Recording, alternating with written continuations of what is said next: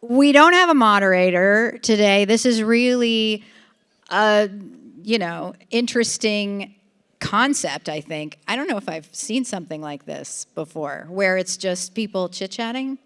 Have you guys done this ever? Fireside chat? Yeah, but that's with like an important person. Oh. Which one of us is important? No. Probably you. Out of everybody. Yeah, you are. You're the closest one. You're basically all subjected just to us I'm in figuring out who marketing, each so other no. are. So A little bit of that. So it's like, okay, I'm a production director. Shane? yeah, I'm a 3D generalist mostly. So I do primarily 3D modeling at Mighty Coconut for the game Walkabout Mini Golf, as well as some game design for some of our courses that we make. Yeah, I'm a narrative writer. I worked on both Lone Echo and Lone Echo 2. Those are the only two VR/XR games I've worked on, but it worked out pretty well for us. I'm Andrea. I'm comms and marketing at Skydance Games. We just launched Skydance's Behemoth in December of last year, and before that we made the Walking Dead franchise. Well, I'm going to give more information. I thought we were just going down with our roles.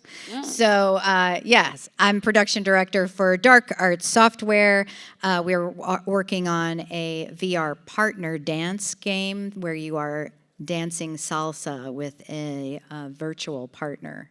It's pretty cute. So, this is my first VR game, but I've been in production of digital media for like 25 years, and I've been in games for like 15. So in every kind except VR until now. So I feel like that was the checkbox on my bingo card that it was missing to get the full card full. Yeah, I think the thing we kind of discovered about each other is we kind of come from wildly different backgrounds, and it's not just I don't know if there even is a cookie cutter development process for in the gaming industry. For me, I'm very new to it. I entered the space about 3 years ago. I come from a themed entertainment background, so I would do things, whether it's from activations at music festivals to theme park writing for queues and attractions. And then I landed into this position. Thankfully, some may have heard the name Don Carson. He's our senior artist, and he comes from Disney Imagineering. And so I think that was my luck out to getting into the game industry, which I've always wanted to do.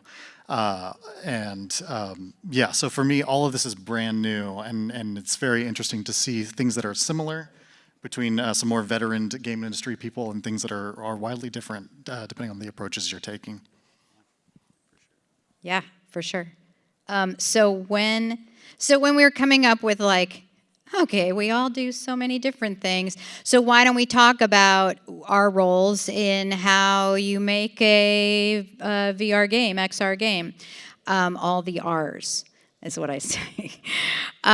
So I, as a producer, as production, I'm definitely involved in all of the cycles of a game. I'm involved, maybe not at that kernel of idea, but then as soon as that's in place, then I'm already involved, right? And so we start with, I always joke, people are like, well, what's really different about producing a VR game from producing a console game or a mobile game? And I'm like, very little. Really, producing. So it takes organization, it takes empathy, it takes being detail oriented, it takes team building, it's all those things that production needs to do in anything, really. So, but in a game, even in kind of any media, we start at pre-production and we're working out how this is gonna be and what is it gonna be, and you're making a lot of guesses, right? And maybe it could be that. Oh, you know what? Oh, this is working really well, so let's do something like that. It kind of is this amorphous place, right? And then you get to the production part, which is the making it and the content, and then then you're finishing and alpha, beta, polish, launch. Like that's not different than any other game, really. So, and production is involved in all of that. So I feel like I'm big picture, and I'm also day to day, and or depending on how big the team is, I'm involved in however much of that. Right now, I'm on a micro team, which is amazing. So I'm getting into things I would never get into usually. So How big is a micro team? right now, 9. All right. And I came from my last job, I was running a team of 130. So I went from 130 to 9. Actually, I went to 130 to 6 or 7, and then we grew. In your experience, Nearly doubled. is that dynamic easier with a smaller team, or what are the advantages of a larger team or a micro team? I mean, I think, have you guys you've worked on a small team. You had a 10-person. Yeah, I was the 10th hire at Mighty Coconut, so I was number 10, which I don't know if that is still in micro team. Where does it I think enter? 10. I don't know. I think 10. I mean, maybe 5 is like micro. Maybe I'm minimizing That's what we my make 9 it. people. Yeah, so I was number 10. We are now about 32 or 34. And even in that difference of number, it's a very different work environment. It definitely is a little bit more fast and loose, I'm sure, when you're that smaller team. It was for us. And there is a lot of cross-pollination as far as what your role entails. So that's kind of why I've been 3D generalist for this long time. At some points, I've been strictly development of the holes. I would design all the holes for a certain period of time, and then jump over to 3D modeling when necessary. Or He means golf holes. golf holes, yes. Walkabout mini golf, nothing else. And then even for story and concept, like I would be early on in the design team, it would be me and Lucas, who's the head of our company, and started this whole thing as a COVID fun thing to do, which is now developed into what it is. So I've been kind of all around, but now that we're a little bit more structured, now we have the bigger team, things are kind of starting to feel a little bit more like a company. But the nice thing, and the thing that I hope we never lose, is that closeness, that trust in the team, the mutual respect that you have, to where you can disagree with each other without completely alienating what it is to make the creation that you all have in mind. I'd say we're a bit more structured, but we're not too micromanaged at this point. Cory, have you been on a tiny team? I was trying to think about it, and I really don't think I've ever been on a small team. The closest I ever came was I worked on a lot of incubation teams in the first studio that I worked at, which was Day One Studios, if anybody remembers Day One Studios from way back in the day. I worked on several incubation teams there, which were smaller-ish, but I don't think I ever dropped down to the number like 9 or 7. I don't think it was ever that small. You said you didn't. No, for the game studios I've worked at, I've done EA, Need for Speed, EA Sports. Little bitty studios. Yeah, very small. I think Skydance has in total, I think we're around 1,200 people, but I sit across both our studios. I sit across Skydance Interactive, which is VR, and Skydance New Media, which is Marvel 1943, The Rise of Hydra, coming out next year. And those are both pretty decently sized studios. Part of my job is internal comms and external comms, because once you hit a certain point, you have to circulate all of your information within the team as well, because you start to get pockets of people that are like, wait, you said that at an all hands? What? I don't know what's going on. There's always one person that doesn't attend the meeting and doesn't read their emails and doesn't read their Slacks. And I'm like, I will come to your house and tell you that this is happening. Yes. And delivered notes. I'll send a carrier pigeon. Just give me your address. It's the owl. That is for sure the advantage of the small team is communication, but also for me, it's like it is the team building, the team bonding. I am so happy to be on a team where everybody likes each other and we joke a lot around each other, and we're internationally dispersed, but it doesn't feel like it. And headquarters is in Seattle, so there's a lot of people who are in a specific place. But those of us, I'm not, but those of us who are not there still feel very welcome and included. I have a question for you. So how does that work? Because obviously during COVID, we were all remote first studios, so you start to pick up talent everywhere. But then when you have a concentration of people in one location, my biggest fear, if we do a return to office and we have hired people in Texas and Seattle and all of these places, is that you start to get a small group of people in an office where decisions get made off of a Zoom call, off of a Teams call, and how does that information get dispersed out? Is that one person's job? So how do you find it with like half the people in one location and half the people? How do you work around that as production? Half the people of 9. Well, okay, so you're cheating, is what you're telling me. Got it. Yeah, we have a similar setup at Mighty Coconut as well. A lot of people are. It's based in Austin, Texas, so there is a good deal of the team that are living in Austin, Texas, and then next to that is probably in Boise, and then after that it's all over the place. So there's me in LA. We now have one other LA person. Her name is Laura. She's really excellent. She's now kind of taken over our early concept design. And then we have furthest away is Edward, and he lives in Australia. So it's all over the place. Yeah, but Do you have Europe and Australia? no. Oh, I think see, we did that's at the We did key. have a UK at one point. I worked on a game that had UK, all 4 US time zones, and Australia, which meant I never slept. Yeah. Like, I would take naps because I would get up super early in the morning to talk to the UK. I would make sure that all of the US was clear on what they need to be doing that day, and then I would nap, and then I would be on with Australia till 10 p.m. or something. That's one of my biggest It could be a please difficult pick. thing to manage, but you can also get the pros to that is there's a really good flow you can get as well, where you have, especially the Austin and Boise team are generally working in the earlier hours, and then there's going to be crossover where me and some of the others in this coast are going to be crossing over, and then I'm crossing over with Australia. So it's kind of like the game kind of keeps flowing through development throughout the day, and I don't know if there's a model for that to work. I think we're very fortunate in the roles that we play in that it does work. But I think what comes down to making it work is again, having a team that you trust and that you back, and then you figure out how to make that work in those ways.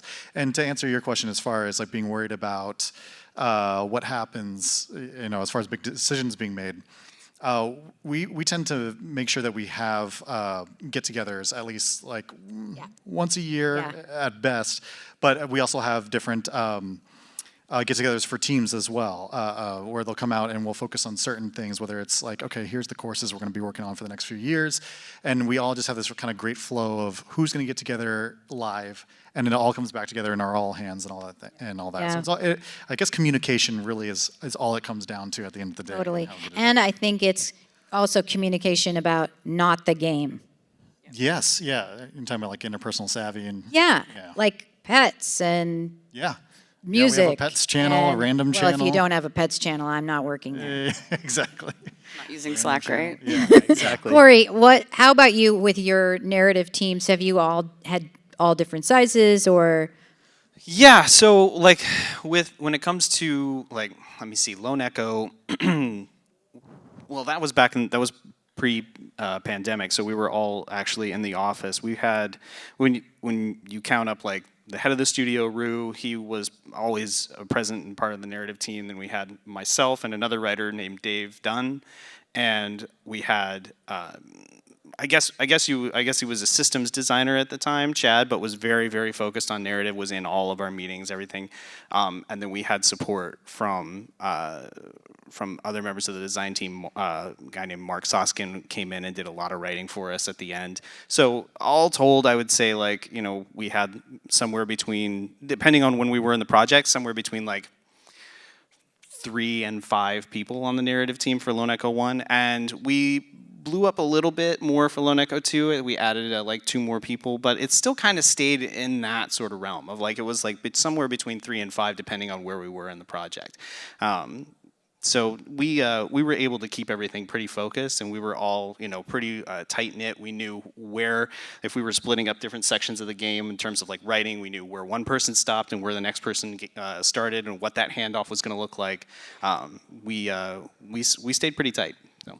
Do you have like writing room sessions, or is it mostly like you kind of go off in your own areas and then come back together? Oh, it's definitely both. We had plenty of writing room sessions to talk about the sort of the overarching narrative, especially on Lone Echo 2 in pre-production. I think our Lone Echo 2 pre-production was like the longest pre-production I've ever been in my life, trying to figure out where do we take this story from the end of Lone Echo into Lone Echo 2, and that of course like evolved over the course of production as well. Like that changed over time as well. But we would have writers' rooms, and then we would kind of divvy up the work. When they actually got into production and we knew like more or less what sections of the game we were going to be working on and what it is we were going to be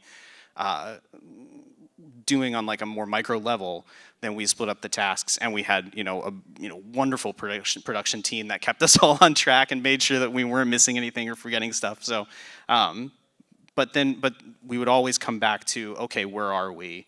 And have these like, and go back to these like very large, not large, but like these like big writers' rooms where we would sit in and talk and make sure that everything was still on track. Especially if there were any kind of production changes over the course of it. We cut an entire section of Lone Echo 2 at one point in time during production, so like we had to figure out. We had a big writers' room session to try to figure out how do we stitch everything back together now that we're going to have these story beats removed from the game entirely. Yeah, I think that's tough for all of us when there's that shift or, a lot It's of inevitable.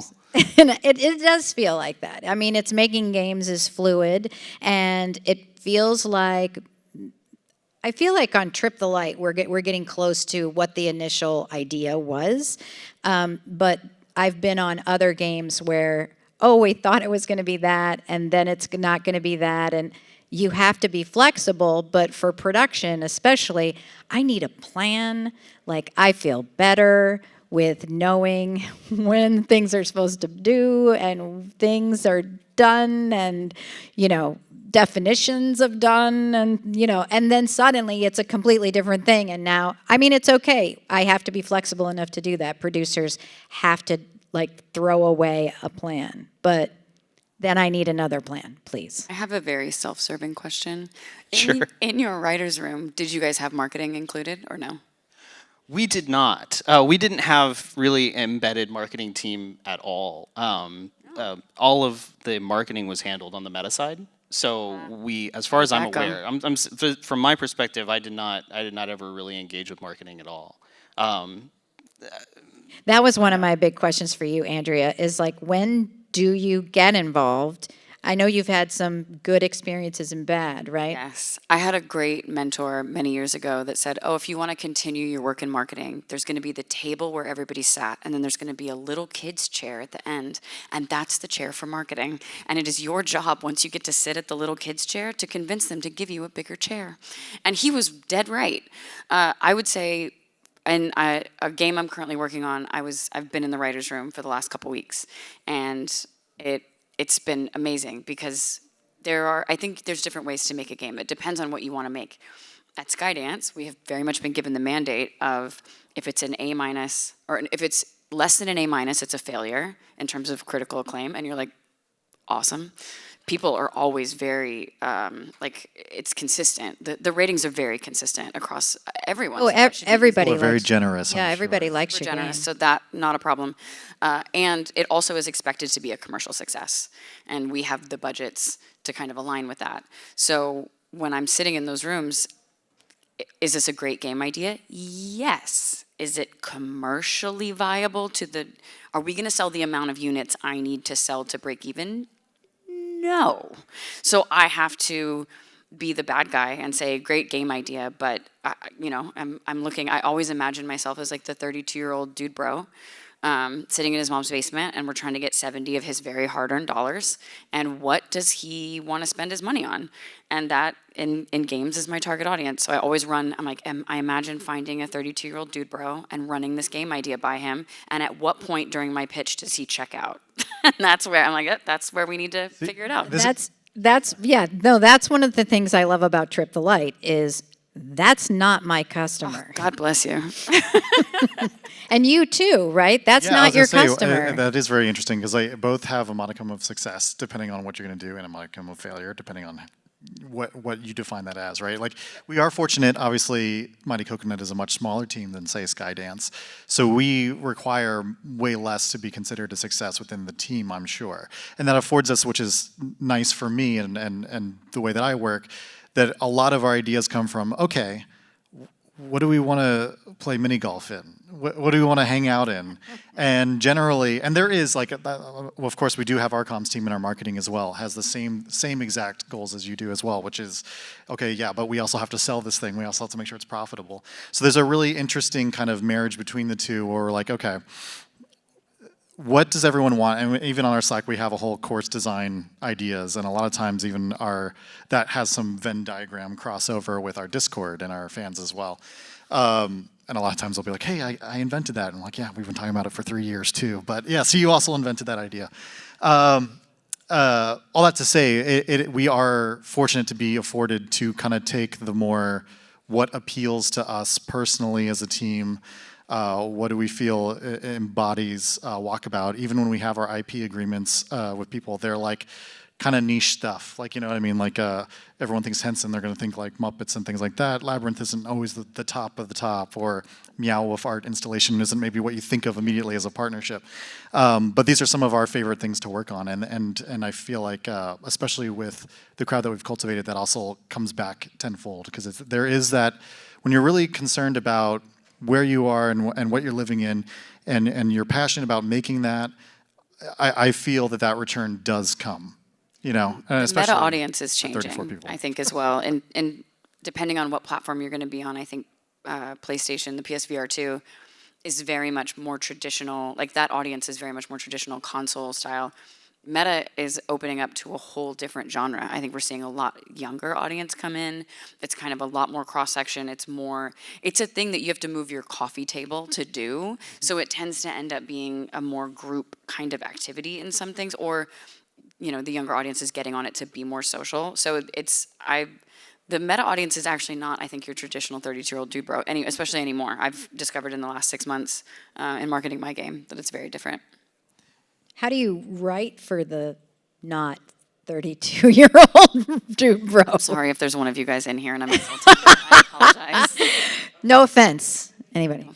I mean, I would say that, like, when we were writing, like, both Lone Echo and Lone Echo 2, I wouldn't say that was a thought that we had that was really prevalent in the writers' room.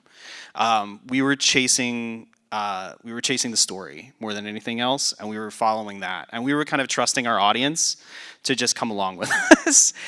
We started, like, when the first Lone Echo was originally started, like, it was before the hand controllers were even really a commercial thing. We had started development before that, so I remember early days in Lone Echo, we were actually playing the game with game pads, because not everybody had the hand controllers yet. And so anybody who's played Lone Echo, you'll know, like, the hand controls are everything in that game. Yes. So trying to play that game with game pads was rough. But we started. My point was that, like, we started that out as it was kind of like a let's see if this works kind of situation. It was still very early on in VR game development, and so we're kind of just making it up as we go. So when we came to the writing side of things, we were just like, well, let's just chase, like, the best story we can tell in this medium.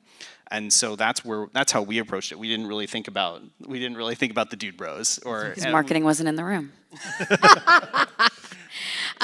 And you had a really good question kind of along those lines for Shane. No, Cory, you had a good question for Shane about narrative and... about the environmental Yeah. environmental storytelling. So yeah, I mean, Mighty Coconut, you guys have this reputation for your courses being so rich in like environmental storytelling, and it just struck me like, how do you guys approach designing the courses from like where the concept starts to what that story is for each course, and how does that process go? Yeah, so it's a little different for each course, for sure. Sometimes the story informs the course that we're designing.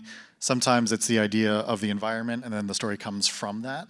It really depends. But all of it kind of starts in Gravity Sketch, which is kind of our main starting point with any course, is we kind of jump in, and whoever's on the early design team, generally it's Lucas, the head of the company. We have Henning, and now Laura and Dawn are generally the core group, and I've been fortunate to be in a couple of those.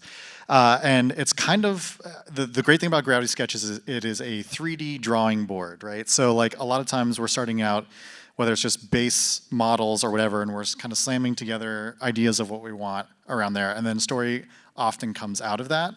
And then especially there's a big themed entertainment philosophy in that. So anything that we want to tell, it comes down to what is the environment that we're walking through, what are the vignettes you're seeing that are telling the story along the way, and then what can we fill in outside of that through things like the fox hunt, the extracurricular activities, as it were.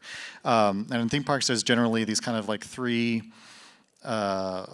areas you can be in. There's like 3 levels of engagement. There's the passive, where you're just walking through and you're like, oh, this is really cool. All right, my next shot, I'm gonna just warp to the next ball, play through.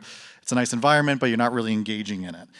It feels good because the thing that you're not really maybe thinking about is everything has a reason to be there, and there's something in your brain that just has comfort in that, I think. And so you're good, you're satisfied. Then there's the next level, which is like, okay, well, this is really nice, but what is going on here? And if you're really paying attention, you're gonna look over, you're gonna see there's an ice cream shop that maybe has the banana ice cream thrown in the trash because the person that works there hates freaking banana ice cream. Or pineapple on the pizza is mine. I love pineapple on pizza. Well, you'll find it in the trash in Venice. You can put it on my pizza. Fair enough. So there's that, and then there's the extra level of detail, that very like kind of really diving into it is beyond that. I want to know the lore. I want to know a little bit more about the characters in here, and that's generally what we reserve for fox hunts, and they're told through that. So, but as far as how it comes about, it really is kind of, each course is a little bit different, and sometimes it's the environment that brings upon that, and then sometimes it's the story that then brings upon the environment. And then obviously, wouldn't it be nice if marketing and product were involved in some of that?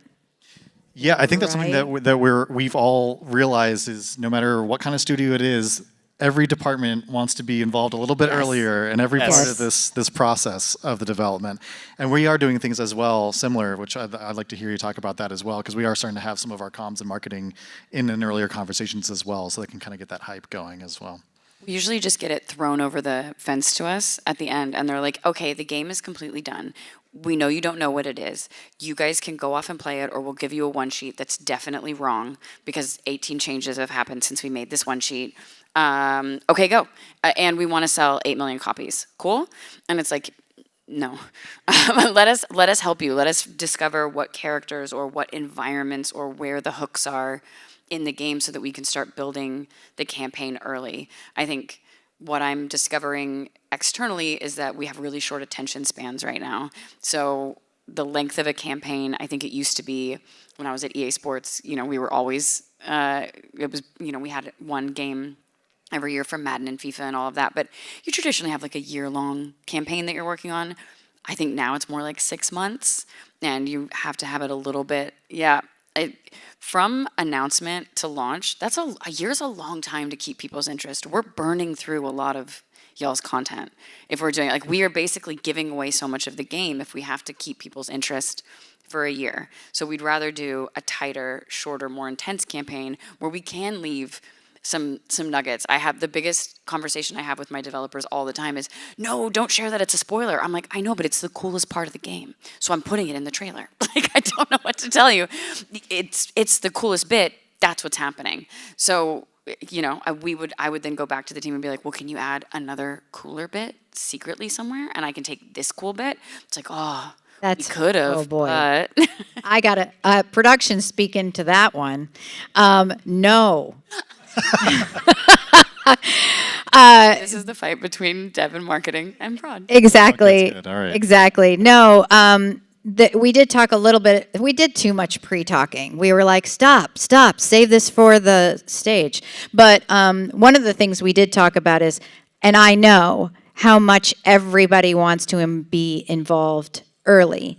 I also know the more people you have in a room, the harder it is to get to an agreed decision of how to move forward. So the way I like to do that is get small people into the room, then bring in some more people, get some more opinions, but you also have to have somebody who is the final call to say, yes, this is what we're doing, or no, this is not what we're doing. A lot of times that's a creative director role, right? And they're steering the ship. And so they can hear everybody's opinions as much as they, that's the thing. I want to make sure that everybody feels like they've been heard, because they have been heard instead of just feels. As I was saying that, I was like, no, really heard.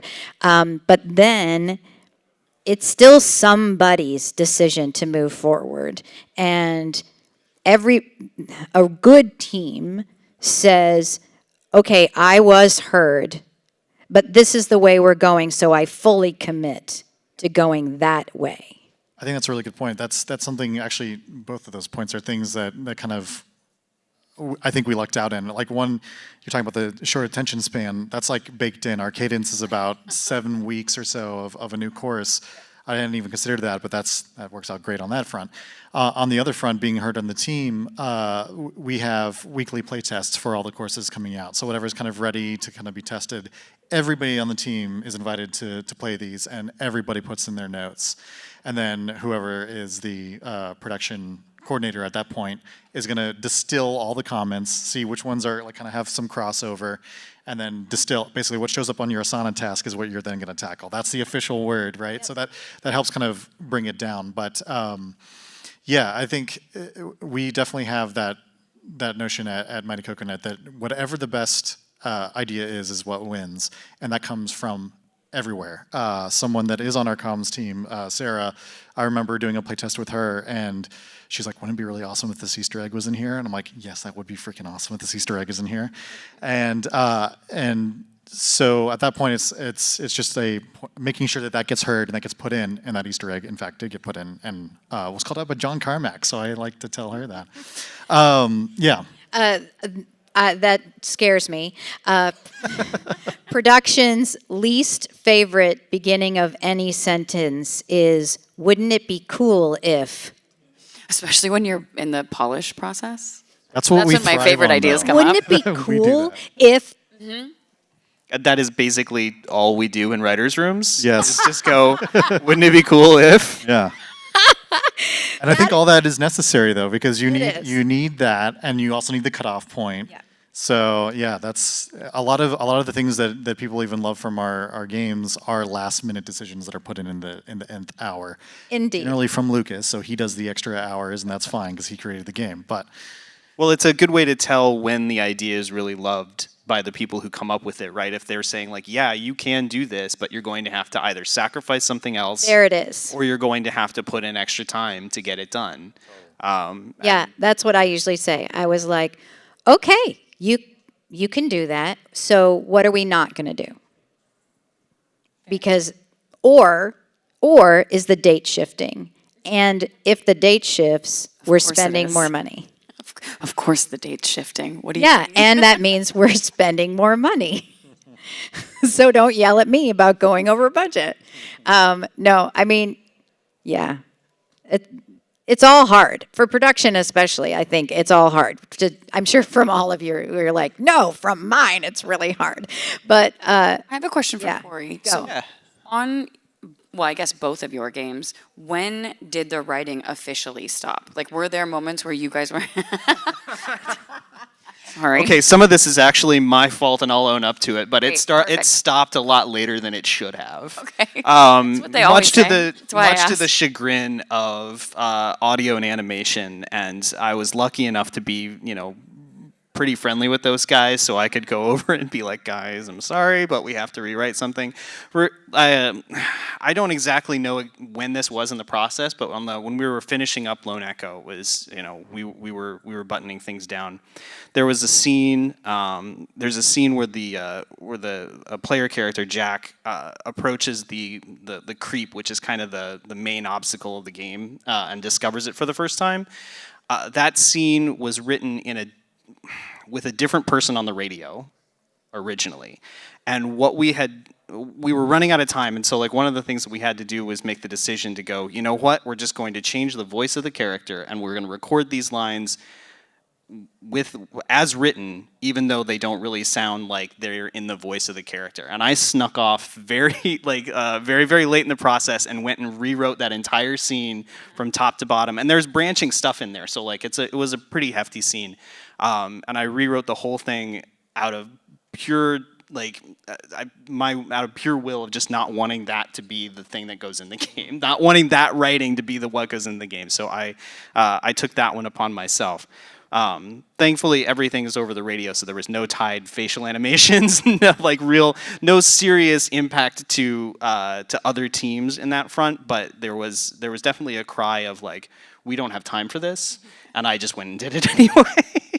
That's a nice bit. I think it's funny because this panel is the life cycle of development, and we're just kind of like all over the place with what we're talking about. But I think that is kind of, I would say, the thesis of that panel is that a lot of times that is what happens. And I always go back to trusting your team and trusting yourself and what you're going to bring, not only to yourself, but to your other team members. Because oftentimes, if it is something that you know is going to be better in the end run, and you can convey that to your teammate, and they're like, "Oh, we're gonna have to do this," but they also know, like, "Yeah, we're gonna need to do this." You know what I mean? Like that's where it is, and you don't always have the complete picture starting from the top to the bottom. So you have on paper what the life cycle of the development is. You're gonna have design, you're gonna have art, you're gonna have tech, you're gonna have comms and marketing, but at some point within that process, all of that goes back and forth. And everyone complains about it, and everybody is also like, "Yeah, but it needs to happen." So. But it's it's going to be what makes the game better. Correct. Yeah, and I think that's and production has to kind of keep up with that. But it is what makes a game better. So yeah, this has been. I really enjoyed as much as we've got. I don't know how much time we have left. I can't see the timer from here. Yeah, I can't see. 14 minutes. Oh, perfect. Okay, we're gonna open it up to questions in just a few minutes, but. Yeah. I actually have a question for you. Oh, go. Alissa. Go. So with everything we've obviously talked about and the fact that marketing wants to be involved earlier and writing adds additional things and, hey, wouldn't this Easter egg be nice? Do you guys secretly build in slush time and not tell us? Yes. And how much is that? Oh, I am not telling. Yeah, there is some, and there's also, as you go, even individually, you have to be aware of people's velocity and what they really can get done in the amount of time they think they can get something done. A lot of people overestimate, and because they're padding and they don't want to be late to anything, and you figure that out from them, and you're like, I think you can get that done in this many days instead of that many days. Or I'm very often going and asking somebody else, like, oh, does that thing really going to take that much time? But as things are evolving and changing, it's not just production walking in and being like, and here is how we will do things. I mean, it's collaborative still, but if you don't have a ticket for it, it's not real.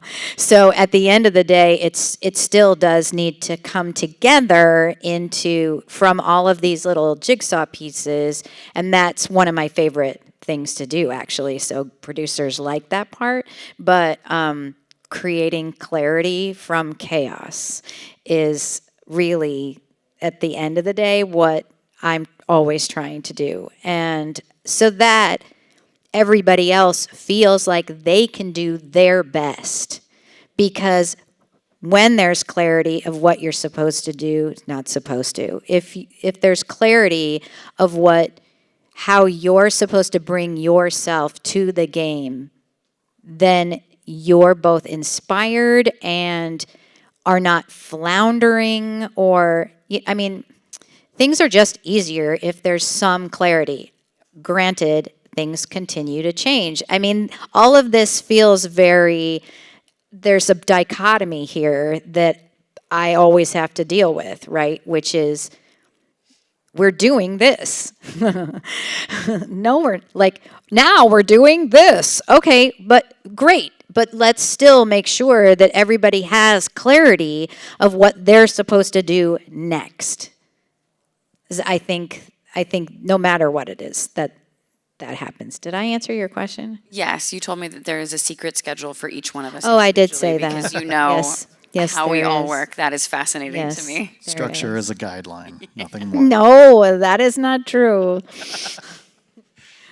But yeah, we plan for overages, etc. So otherwise, because we are managing up people, we are the ones who are saying, you're going to be able to see this at this time. And then if I then have to go back and say, okay, you're going to see something, but it's going to be with these things instead of that thing. And again, it's all about being communicative, both clarity for the team and managing up with, here are your expectations. Let me manage what those are going to be. So that's the extra little bit of slush is a little bit of our protection too, right? So my armor. We can jump into Q&A. I know we Oh, got a hand yeah. over here. Yeah, what's up? I think somebody's bringing you a mic. Oh, Actually. you got mics. Oh, cool. Sorry, I started this early. Just want to be able to Actually, hear you you. have to have this on microphone. Okay, can you hear me? Yeah, what's Yes. up? I really enjoyed the talk so far, so thanks. And I'm also a big fan of Walkabout and Lone Echo, so I didn't actually finish Lone Echo 2, so thanks for the spoiler. But so Me either, actually. Yeah.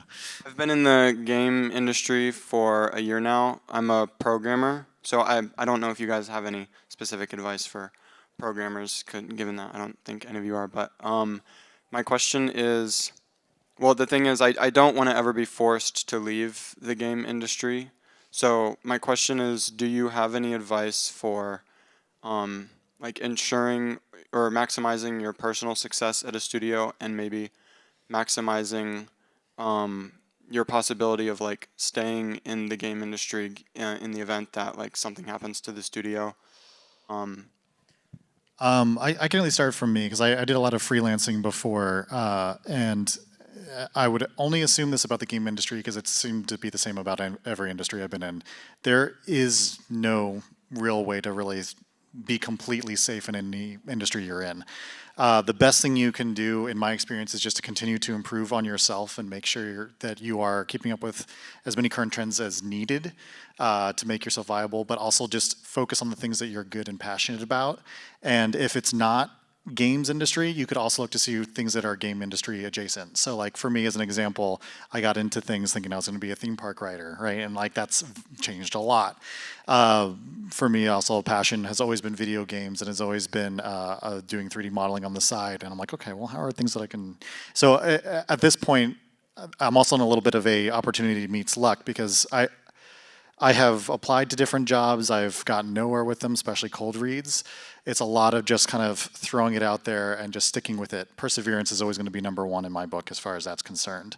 I don't know if anyone has any more to add to that as far as specifically to this industry, but Well, the only thing I want to point out, which is the elephant in the room, is it's really hard right now, especially.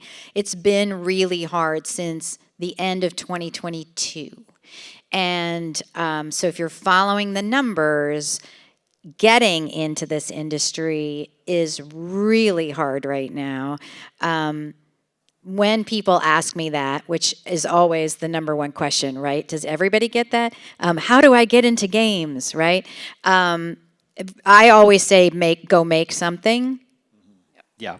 And, you know, learn more, which is what you were saying, learn more about the thing that you do, and then also make connections with people who do the thing you want to do, because if you've been blasting out resumes, you know that you're not getting a lot of feedback from those. And it's who you know, it's somebody who can put in a good word for you. Do not go up to someone and say, oh, I'm a coder and this is the things that I'm doing and I can write in these languages. And, nobody wants your resume when they first meet you, but be, like, hey, I love walkabout mini golf. Hey, how did you get started in that? Or ask questions and then say, oh yeah, I've been doing la la la la, and so that you're having a conversation like we've been having up here. And that's when you're making a connection with someone. That's the same advice for on LinkedIn. For God's sake, please don't DM someone and say, here are all the things that I do. Do you have the need for any of those things? So this is why I haven't been in the game industry until now. It's good to know. Okay. I would also say, so I was at Ready at Dawn for 8 years, almost 9, before the studio was shuttered. So one of the things that sort of I think helps when it comes to improving your longevity at a studio is just being easy to work with, being flexible, and being able to kind of roll with the punches and not letting those things impede. Well, let me put it this way: not letting those things sort of get in your head and affect your ability to work. I think that is probably one of the things that helped me stay in a studio for as long, because everybody knew that if something came along, if something went wrong or something like that, yeah, okay, it might suck, but at the same time, like, they know, hey, like, the narrative team's going to be able to work this out. We may need support from other folks, but like, we'll be able to figure this out. And I think that's one of the things that helps kind of keep you in a studio. Totally, yeah.